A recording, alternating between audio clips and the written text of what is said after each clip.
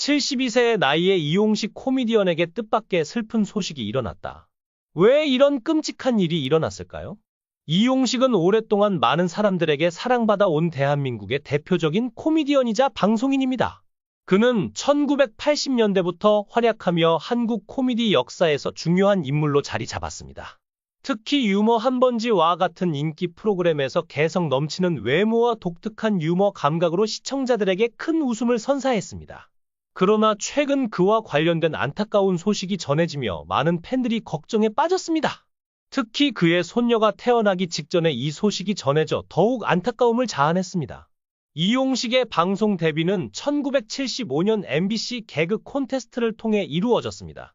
당시 개그계는 주로 유랑극단 출신이나 연극 무대에서 활동하던 이들이 중심이었지만 이용식은 대한민국 최초의 공채 개그맨 중 한 명으로 새로운 길을 열었습니다. 1969년 MBC TV 개국 이후 웃으면 복이 와요와 같은 프로그램을 통해 방송사가 공식적으로 개그맨을 선발하기 시작했습니다. 이용식은 단순히 코미디에만 국한되지 않고 다양한 예술적 재능을 가진 다재다능한 인물이었습니다. 사실 그의 첫 무대는 코미디가 아니라 음악 무대였습니다. 1971년 그는 언더그라운드 라이브 클럽에서 통기타 가수로 데뷔하며 예술계에 첫 발을 내디뎠습니다. 이후 뮤지컬 배우로도 활동하며 새로운 경험을 쌓았습니다. 그는 경양식 레스토랑과 같은 곳에서 기타를 연주하며 노래를 부르기도 했습니다. 당시 함께 활동하던 아티스트들로는 서유석, 양희은, 4월과 5월의 백순진, 이수만 등이 있었습니다.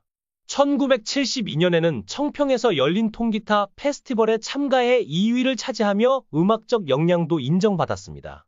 어린 시절부터 유난히 말재주가 뛰어났던 이용식은 동네에서 구봉서라는 별명으로 불릴 정도로 남다른 입담을 자랑했습니다.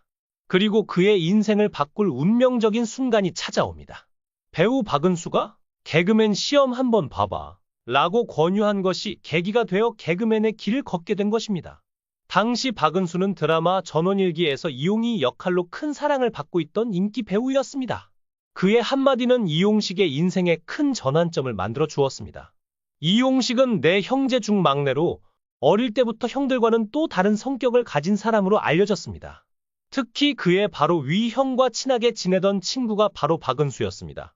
놀랍게도 이용식이 개그맨이 되는데 결정적인 역할을 한 것도 박은수였습니다. 그러나 데뷔 직후 이용식은 큰 주목을 받지 못했고 얼마 지나지 않아 군복무를 위해 입대해야 했습니다. 다행히 그는 군대에서 문선대에 배치되어 무대 경험을 계속 쌓을 수 있었습니다. 이 과정에서 개그 실력을 더욱 갈고 닦을 수 있었고 총 36개월 동안의 복무 기간 동안 축적된 무대 경험은 이후 그의 개그 인생의 큰 자산이 되었습니다. 제대 후 MBC에 복귀한 이용식은 그의 인생을 바꿀 또 다른 운명적인 프로그램과 만나게 됩니다. 그것은 바로 어린이 프로그램 뽀뽀뽀였습니다.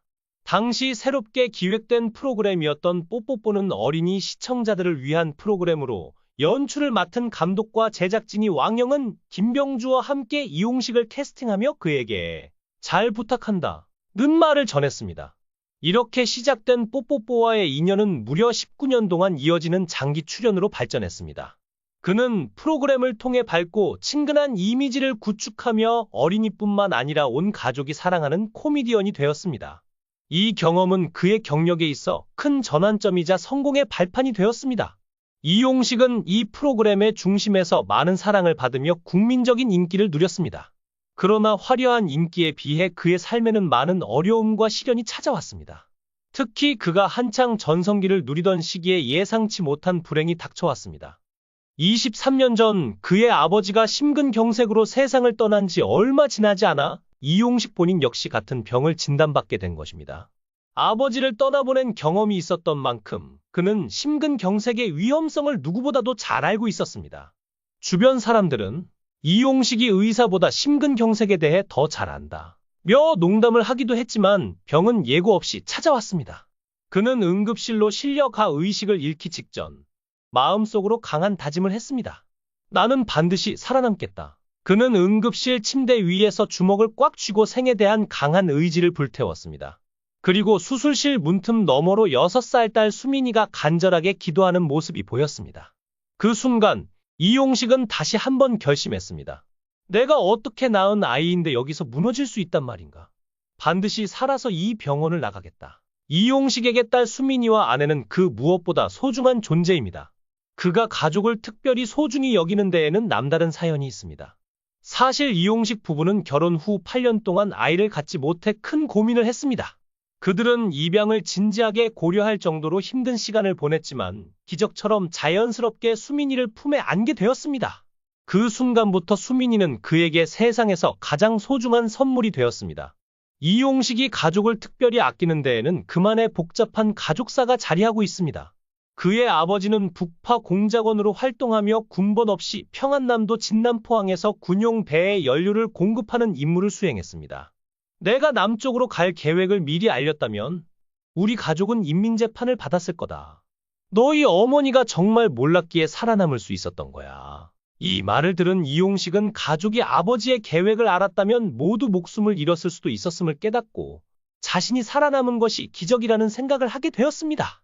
1991년 이용식은 가까운 동료이자 친구였던 이주일의 깊은 슬픔을 목격하게 됩니다. 이주일은 사랑하는 아들을 교통사고로 잃고 깊은 상심에 빠졌습니다. 특히 아들이 세상을 떠나기 한 달 전부터 그는 유난히 아들 이야기를 자주 했다고 전해집니다. 창밖을 보며 저 사람은 아들과 함께 걷고 있네 라고 말할 정도로 머릿속이 온통 아들 생각뿐이었던 것입니다. 이용식은 이주일의 건강이 악화되었을 때 의사로부터 그가 얼마 남지 않았다는 소식을 듣고 모든 일정을 취소한 채 그의 곁을 지키기로 결심했습니다. 두 사람은 마지막까지 많은 이야기를 나누며 시간을 보냈고 결국 이주일이 세상을 떠나자 이용식은 큰 슬픔에 잠겼습니다. 친구를 떠나보낸 후 이용식의 건강도 점차 악화되기 시작했습니다. 그는 망막 변성으로 인해 한쪽 눈을 실명했고 뇌경색 진단을 받아 지속적인 치료가 필요하게 되었습니다. 종합병원에서 치료를 받는 것이 그의 일상이 되었지만 그는 늘 희망을 잃지 않고 긍정적인 태도를 유지했습니다. 그러나 그의 건강에 대한 태도가 완전히 바뀌는 계기가 있었습니다. 바로 딸 이수민의 임신 소식을 들었을 때였습니다. 나는 그전까지 건강을 크게 신경 쓰지 않았고 항상 괜찮아질 거야라며 낙관적인 마음으로 지냈어요. 하지만 손주가 태어난다는 소식을 듣고 생각이 완전히 달라졌습니다. 이 아이가 자라서 결혼하는 모습까지 보고 싶다는 강한 의지가 생겼습니다. 그는 손주를 위해 건강 관리를 결심하고 꾸준한 운동과 식단 조절을 통해 15kg을 감량하며 건강 회복에 힘썼습니다. 그리고 마침내 손녀가 태어나자 그는 말로 표현할 수 없는 큰 기쁨을 느꼈습니다. 우리 바람대로 이루어졌어. 나에게 이런 큰 행복이 올 줄이야. 그는 세상에서 가장 행복한 사람처럼 보였고 가족들은 그의 곁에서 그 순간을 함께 축하했습니다. 이제 이용식은 사랑하는 손녀와 가족을 위해 꾸준히 건강을 관리하며 더 나은 삶을 위해 노력하고 있습니다. 오랜 시간 대중들에게 웃음을 선사했던 그가 앞으로도 건강을 유지하며 사랑하는 가족과 함께 행복한 시간을 보내길 진심으로 응원합니다. 오늘 이야기는 여기까지입니다. 시청해 주셔서 감사합니다.